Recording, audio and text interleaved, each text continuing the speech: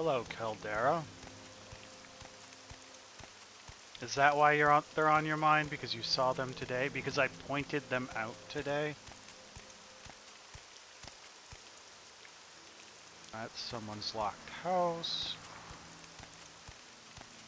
A guard. Let's hear it.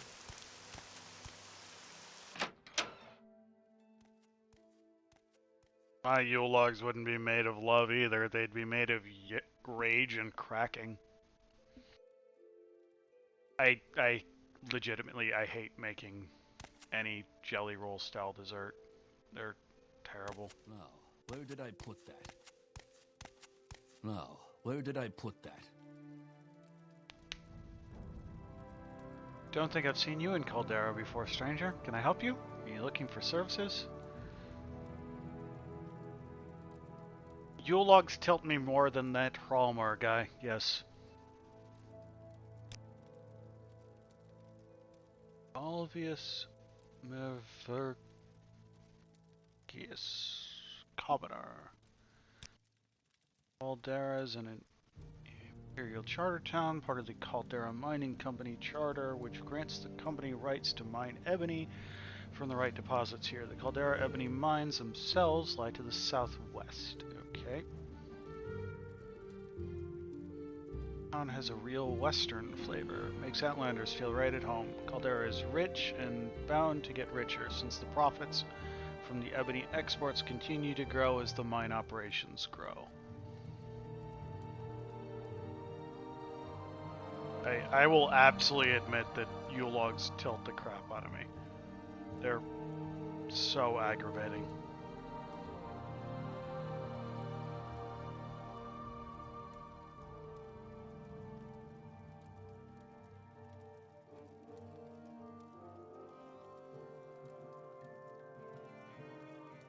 Well, because the whole thing on jelly, any jelly roll style dessert, is you have to slightly undercook the cake so that it finishes cooking while it's cooling, and you need to roll it while it's cooling, and you need to have the filling ready. And you need the right pans to do it in. And you need to grease your pans. So they're annoyingly complicated to make. Caldera Ebony Mines are southwest of the village of Caldera. There's an office, a bunkhouse, and a guard tower.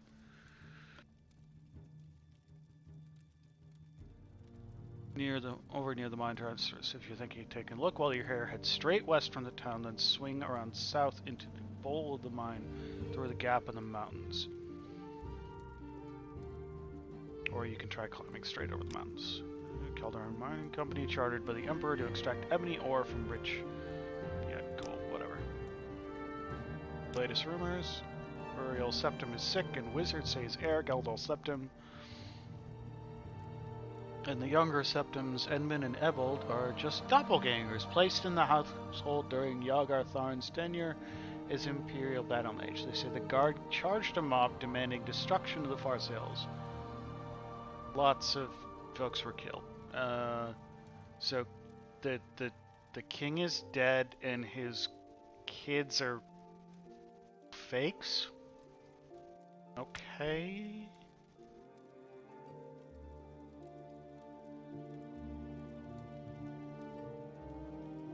Something get trouble when you're tired, stop being so reckless. Keep an eye out. Yeah, that was...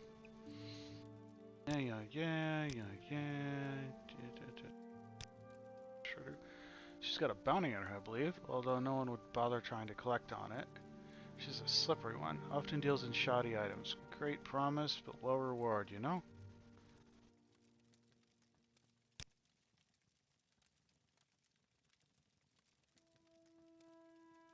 Earl Helvey at the Governor's Hall is the town reeve of Caldera Slenius Vibato.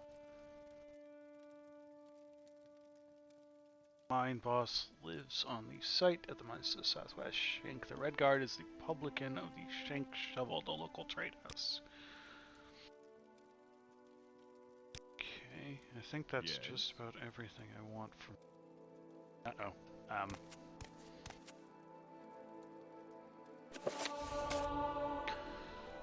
You have gained knowledge from this book.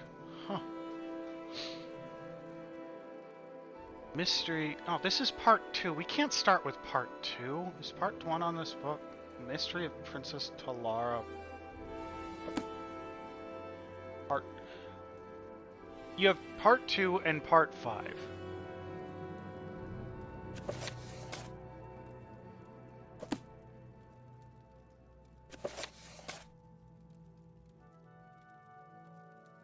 Can't just start with part 2.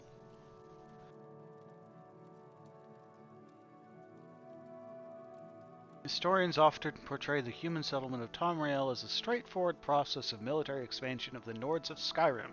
In fact, human settlers occupied nearly every corner of Tamriel before Skyrim was even founded. These so-called Nedic peoples include the Proto-Cyrodiilians, the ancestors of the Bretons, the Aboriginals of Hammerfell, and perhaps a now-vanished human population of Morrowind. Strictly speaking, the Nords are simply another of these Nedic peoples, the only one that failed to find a method of peaceful accommodation with the Elves who already occupied Tamriel. Ysgramor was certainly not the first human settler in Tamriel. In fact, in fleeing civil war at Atmora, as the Song of Return states, Ysgramor was following a long tradition of migration from Atmora. Tamriel had served as a safety valve for Atmora for centuries before Ysgramor's arrival. Malcontents, dissidents, rebels, landless younger sons, and... That's not the button I meant to hit. All... Is this the wrong book? This is the wrong book. This is the book I was reading. All made the difficult crossing from Atmora to the new world of Tamriel. New archaeological excavations date the earliest human settlements in Hammerfell, High Rock, and Cyrodiil at ME 800 to 1000, centuries earlier than Ysgramor, even assuming that the 12 Nord kings prior to Harold were actually historical figures. The Nedic peoples were a minority in a land of elves and had no choice but to live peacefully with the Elder race.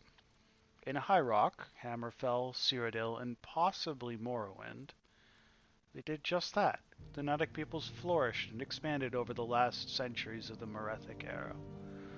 Only in Skyrim did this accommodation break down, an event recorded in the Song of Return.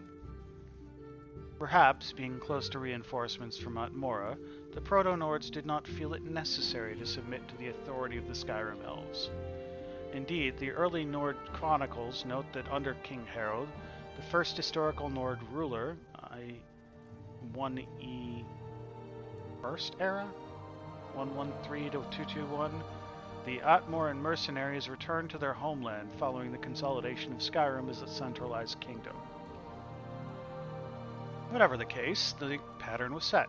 In Skyrim, expansion would proceed militarily, with human settlement following the frontier of conquest, and the line between human territory and elven territory was relatively clear. But beyond this zone of conflict, the other Nedic peoples continued to merge with their elven neighbors. When the Nord armies of the First Empire finally entered High Rock and Cyrodiil, they found Bretons and Proto-Cyrodiils already living there among the elves. Indeed, the Nords found it difficult to distinguish between elf and Breton. Two races had already intermingled to such a degree. The arrival of the Nord armies upset the balance of power between the Nedic people and the elves. Although the Nords' expansion into High Rock and Cyrodiil was relatively brief, less than 2 centuries, the result was decisive. From then on, power in those regions shifted from elves to humans. It's got a lot of books.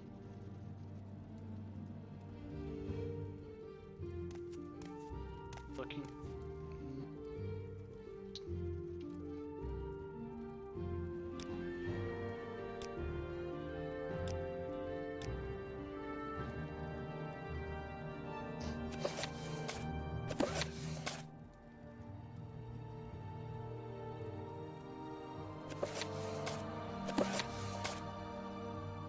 My books now.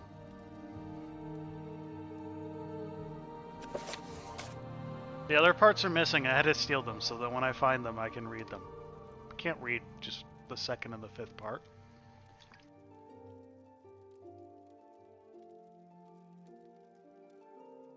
The first ones were brothers, Anu and Padamai. Came into the void, and time began. As Anu and Padamai wandered the void, the interplay of light and darkness created Nier. Both Anu and Padamai were amazed and delighted with her appearance, but she loved Anu, and Padamai retreated from them in bitterness. Nier became pregnant, but before she gave birth, Padamai returned, professing his love for Nier. She told him that she loved only Anu, and Padamai beat her in rage. Anu returned, fought Padamai, and cast him outside time. Nier gave birth to creation, but died from injuries soon after. Anu, grieving, hid himself in the sun and slept. Meanwhile, life sprang up on the 12 worlds of creation and flourished. After many ages, Padamai was able to return to time. He saw creation and hated it. He swung his sword, shattered the 12 worlds into their alignment. Anu woke and fought Padamai again. The long and furious battle ended with Anu the victor. He cast aside the body of his brother, whom he believed was dead, and attempted to save creation by forming the remnants of the 12 worlds into one, Nirn, the world of Tamriel. As he was doing so, Padamai struck him through the chest with one last blow. Anu grappled with his brother and pulled them both outside of time forever. The blood of Padamai became the Daedra. The blood of Anu became the stars.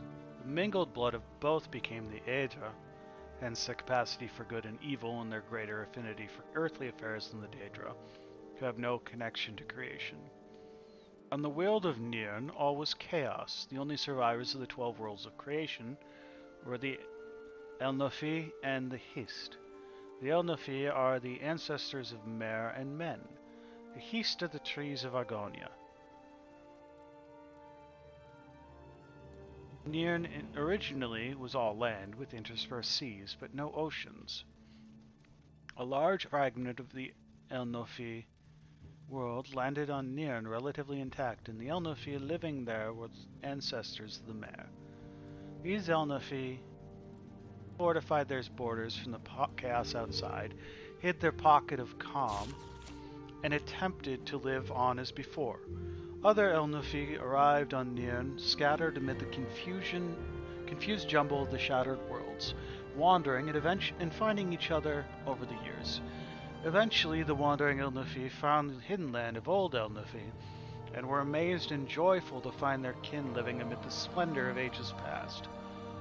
The wandering Elnofi expected to be welcomed into the peaceful realm, but the old Elnofi looked on them as degenerates, fallen from their former glory. For whatever reason, war broke out and raged across the whole of Nirn. The old Elnofi retained their ancient power and knowledge, but the Wanderers were more numerous and toughened by their long struggle to survive on Nirn. This war reshaped the face of Nirn, sinking much of the land beneath new oceans, and then leaving the lands as we know them, Tamriel, Akavir, Atmora, and Yokuda. Old Elnofi realm, although ruined, became Tamriel. The remnants of the Wanderers were left divided on the other 3 continents. Over many years, the Elnofi of Tamriel became the Mer, the Dwemer, the deep ones, sometimes called dwarves, the Kimer, the changed ones, who later became the Dunmer, the Dunmer, the dark or cursed ones, the dark elves, the Bosmer, the green or forest ones, the wood elves, the Eltmer, the elder or high ones, the high elves. On the other continents, the wandering Elnofi became the men, the Nords of Atmora, the Redguards of Yokuda, and the Saesi of Akavir.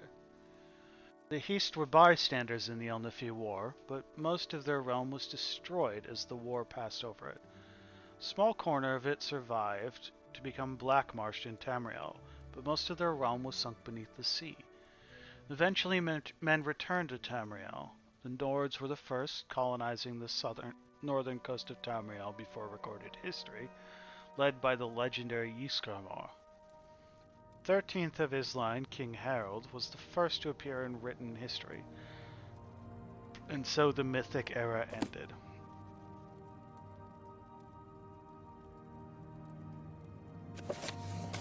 Grasping Fortune by Sergio Lalo Dombero. I am a counselor of House Hlalu and chose to write this short guide for those who seek to understand us or join us. House Hlalu is the most open and modern of the great houses. We are the only great house who has embraced the irresistible tides of imperial law and custom, and thus we have profited by the Empire's new policies, rising from obscurity as the greatest of the houses. In the great wind of progress, the tradition cannot stand. The Redoran may surpass us on the field of battle, but when the dust clears, they will find themselves indebted to us. Telvanni may know many arcane secrets, but they fight among themselves more often than against They fight among themselves more than against each other. What?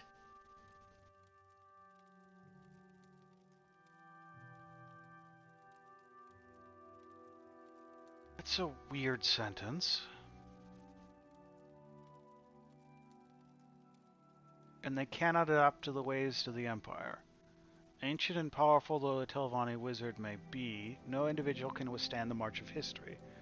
The Indoril are loved by the people for their gifts and donations, but when the money runs dry, will the people remember? The Drace know how to make money, but they have not learned how to not make enemies. Grasp fortune by the forelocks. When you see your chances, seize them. When you see a chance to turn a profit, take it, but do not follow money blindly. There is value in reputation more than many young Hlalu realize. This value must be carefully balanced against the more tangible coins in any deal. Theft and murder are bad for business. You can steal from someone, but will he trade with you after that? You can't bargain with a dead man. There are many ways to do business. In House Hlalu, you must be fast and agile. You must be able to keep up with business and with the times. You must be able to speak quickly and convincingly. You must be able to trade with the best of merchants and make a profit. You must learn to protect your own property by securing it with hidden chests, locks, and even traps. And when confrontation is unavoidable, it is best to fight quickly in comfortable light armors with short blades, or to fight from a distance with a marksman's weapons. Then, reader, would you seize this opportunity to join House Hlalu? Would you have yourself be counted among the victors in the race for success? Then submit yourself for examination of the Balmera Council Manor.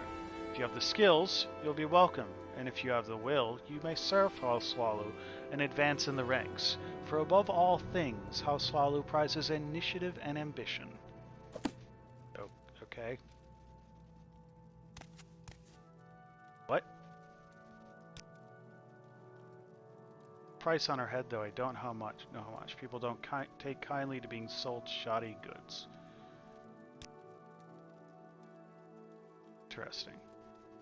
That was the one who tried to get us to take her to the next town with the shoes.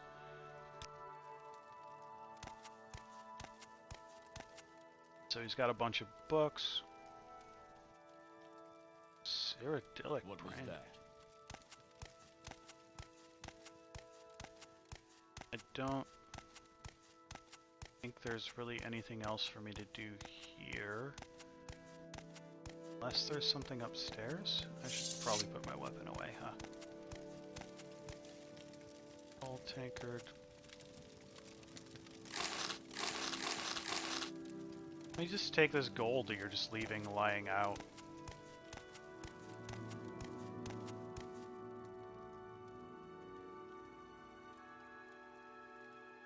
Care about any of that.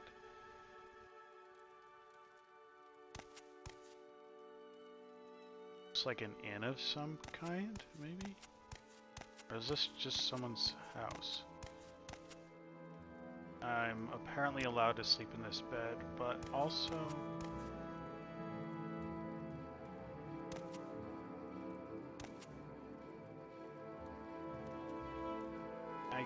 see it.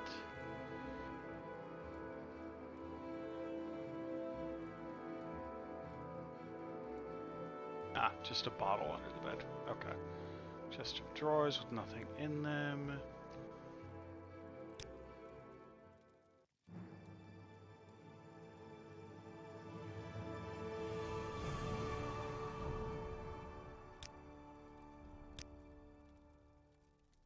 Let's grab the ones that are giving me more points, and then do I want dodge and hit, or how fast you can move? Let's get more accurate and make them less accurate.